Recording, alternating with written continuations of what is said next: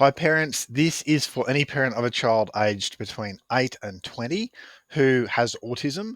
This is a whole bunch of questions that parents have asked me in the last couple of weeks, or our most popular questions, so that you can know, have a bit of a roadmap as a parent of how to raise and how to support your young person with autism. So the first question that we want to have a look at is the parents asking is, how do we have less meltdowns? Now, a meltdown is not a tantrum. A meltdown is when your young person gets emotionally overwhelmed and it will just feels too much and they can't handle it. And meltdowns can go outwards at the world, or they can go inwards at you. Sorry, at inwards at themselves. So a meltdown that goes inwards at themselves might look at, something's gone wrong, or, something didn't go to plan, or they might have said something they feel embarrassed about. And your child then goes to themselves, oh, I'm so stupid. I'm stupid. I'm so stupid. Or everyone hates me. Everyone hates me.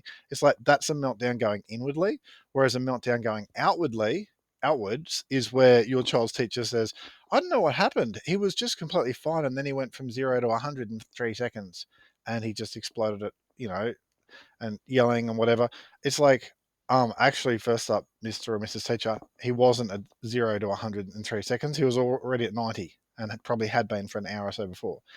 Um, but secondly, like that's an example of a meltdown going outwards. So how do we have less meltdowns? The first thing is to understand that meltdowns are triggered by overwhelm or by a sense of I can't handle this, I can't cope. So let's look at what are those triggers and let's reduce that. Like let's try and see what we can do. It might be someone teased them, might have been the loud environment, it might have been just too many things adding up, or too much pressure on your young person. Little things that could have helped. It's like going for a walk, or just taking some time out, or listening to some music through headphones instead of what was happening. But long story short, how do we have less meltdowns? So first thing is understand, well, why do they happen? Like, what was the trigger? Like, what can we make easier next time? But then the second thing is, once your child is escalating, that's not the time to try and have a conversation with them about why they shouldn't be escalating. Okay. Now, teachers don't tend to understand that because that's not how it works for most kids. But for your child, the teacher needs to understand, if something's gone amiss, then today's not the day to address that. Tomorrow, let's address that. And it's the same with your child. Once they start escalating, don't reason with them, or explain them why we shouldn't be doing whatever we're doing. Instead, just give them the space to calm down. That might take 20 minutes. It might take 2 hours. Who knows? For what your child needs. But yeah, if you want to have less meltdowns or less intense meltdowns, it's pretty important to not. That's not a teachable moment. That's time where your child just needs time and space to calm down. Something else on meltdowns, I guess, is a question that flows from that is, how do I get the grandparents or the relatives, or your partner to stop viewing this as you being a soft, useless parent, and start viewing this as you being the best parent you can be, which is to support your child in the way they need, not in the way, say, a neurotypical child needs it. um, I think, long story short, is that this here is one of a whole bunch of resources that we've got for parents. Um, Take this and give it to your relatives. Even better, actually, look down the bottom of the description on this, and there's a link to download an ebook, a short ebook. It's a PDF file, goes straight to your email, and you can just give it away to your relatives. You can give it away to your child's teacher, and you can help them to have the answers they need without you having to have the argument with them. Okay. Um, Another question is like, um, how do we stop? Different question that comes in a lot. How do we stop every conversation being a one-sided conversation about a topic that my child loves? Like, how do we teach my child to have conversations to go backwards and forwards? So the first thing to understand here is that your child may not understand the purpose of the conversation. Now, you and I as adults, we're a bit older. Like, we understand, like, the purpose of a conversation is to build relationship by exchanging information between two people.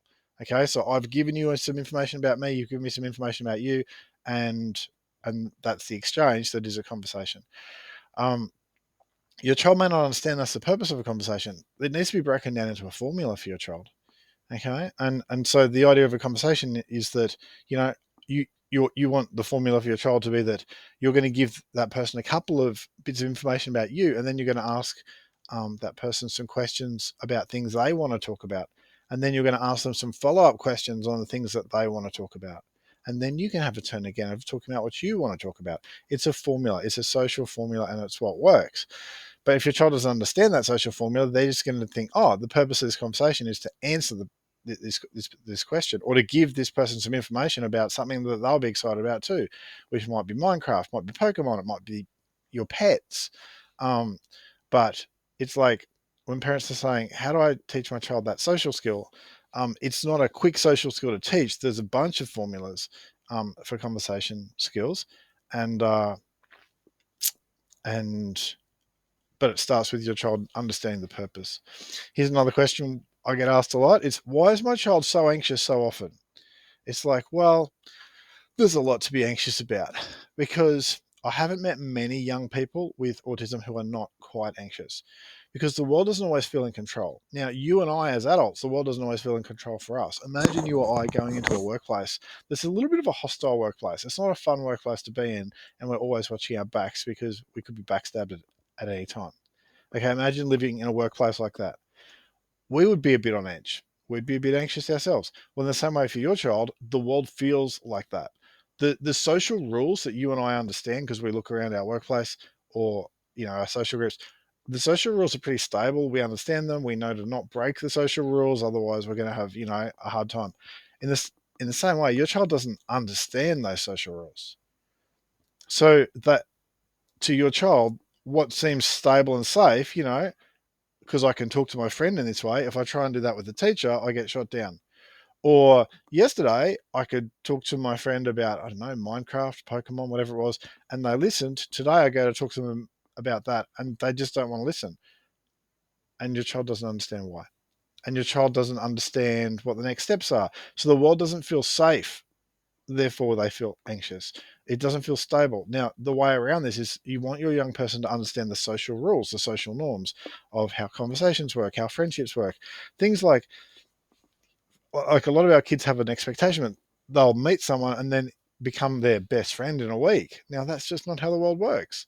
You meet someone, they're an acquaintance over a period of time, they might become a friend. 6 months later, look, they might become a best friend. But that's a long process with lots of steps. And it's things like that that your child doesn't understand that leave them feeling like anxious and worried. So there's two things around that. One is you want to set up the environment your child lives and operates in, like school or wherever they are, so that so it does feel safe. You want to get the supports in place. That's helpful. But the second thing is, and this is the longer lasting thing, is you want your child to be able to understand the social rules, what works in the real world. And for that, that's social skills, that's friendship skills, that's interpersonal skills. And basically, for that, every social interaction you have can be broken down into a formula that makes sense. And we, in the courses that we run, one of them is called the Peers Social Skills course. It's evidence based, it's a world class course, 14 different social skills across 14 weeks. You can imagine the difference and the relief that young people feel after they've done that sort of course. Um, and so yeah, part one is try, like, do what you can to make the environment feel safer, the world feel safer. But part two is social skills are the long term solution, like developing your child's ability to interact with others. And if you look in the link down the bottom of this video, it'd be I highly recommend you click on it. Tell us where to email you the information that's answers to most frequent questions, and some of that is going to be about social skills, which is a big help to your young person, and it's about how to help your child develop social skills. Another question that we get asked, new question, is why is dealing with school so hard? Why does school have to be so tricky? Your child might have a fantastic year at school with a teacher, and then the next year it's a terrible year. So you might have like one good year for every two bad years, and it feels unfair. So, firstly, your child's teachers don't understand autism as much as you think they do, or as much as they think they do. Because if I'm honest, I was a school teacher for, I don't know, 15 years before I really started to understand um, what young people with autism need and how to help them have an environment where they can succeed. So that makes it your role to help your child's teacher understand what the world looks like through your child's eyes. Because once they can understand, oh, as I walk in the classroom, I feel like the world's chaotic. As I walk in the classroom, I feel lost. As I walk in the classroom, it's loud. There's people bumping against me. I feel physically like the world, like the world's pressing in on me, and it sets me off. Okay, so that sort of mindset, right? Once your child understands that about your child, your teacher can. Once your child's teacher understands that about your child, the teacher can be a lot more compassionate, a lot less, irritated by your child's, quirky moments, but they can also set things up for your child to succeed. So school is easier when your teachers understand what your child needs, and you know what, download the PDF and give your child's teacher the PDF. Easy. Or we've got others that could be helpful as well. What else makes school hard to understand is that school's just the real world for your child. So, in the same way that when your child is 35, the real world will be their workplace. Right now, the real world is your child's school. We can't expect others to be as compassionate and accommodating as we wish they were, especially if they're your child's age. What we can do though is we can make sure the teacher understands what your child needs. Another thing is, how do I help my child to not be lonely at lunchtime at school? It's like, well, that's actually a long-term question with a long-term solution. And the long-term solution for that is social skills, helping your child develop social skills, also emotional regulation skills, because you can't keep friends if you get really upset with your friends and shut them out of your world or say something really harsh because you are having a hard day. So it's a combination of social skills and emotional regulation skills.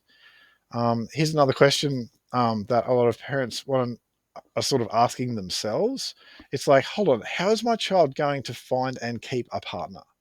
Okay, how's my child going to do in romantic relationship in the future? It's like, there's a couple of questions behind that question. The first one is, let's deal with today's issues today. So whether your child's 7, 14, 20, it's like step one is build social skills, interpersonal skills, because um, a lot of the skills your child needs for a romantic relationship actually come from your day-to-day social skills. Okay, so step one, build social skills. But step two is that let's deal with today's issues today and let's deal with tomorrow's issues tomorrow. Okay, so if your child's 14, there's no purpose in worrying about how is my child going to meet a partner. It's like, hold on, you'll be astounded by how far your child comes once they develop some social skills, actually, and emotional regulation skills, because you're going to need that in a with a partner.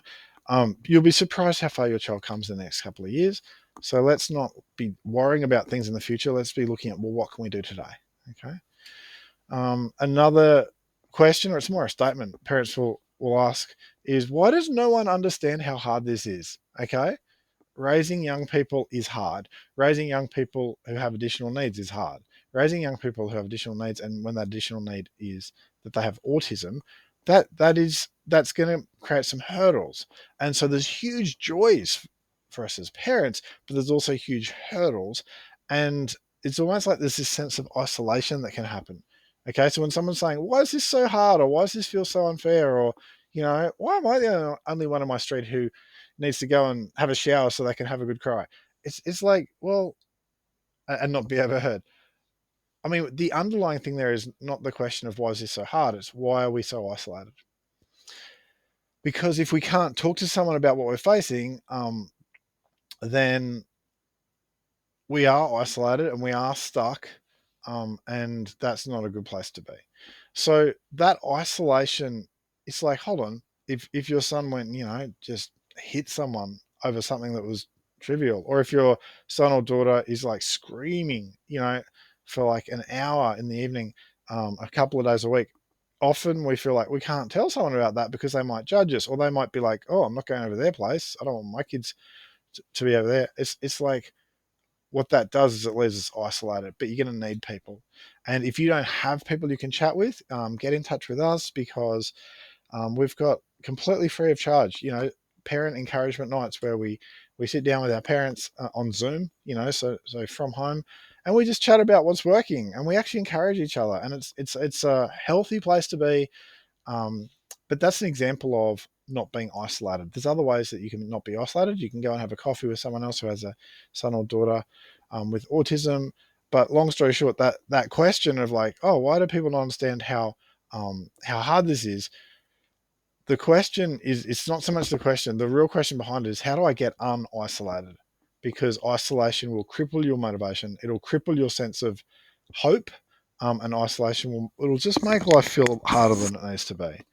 Okay, so um, if if you look down right down the bottom of this, the YouTube description of this, you can download all these questions and answers, and I've got a whole heap more questions and answers, because this is part one of a multi-part segment of questions that parents are asking us, where they want to know, how do we make life work well for our young person with autism, and how do we make life work well in our home.